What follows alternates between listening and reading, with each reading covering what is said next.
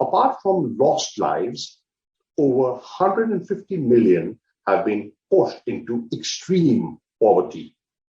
More than 200 developing countries are in debt distress. A few have already defaulted. Over 20 countries are food insecure. Famine stalks some, especially in conflict zones in Africa and in Afghanistan.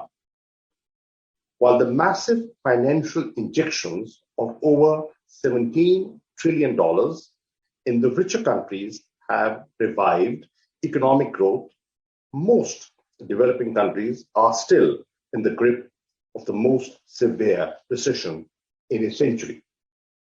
Despite the G20's debt suspension and expanded financing from development institutions, the developing world has had access to less than $100 billion in additional money to stimulate their economies.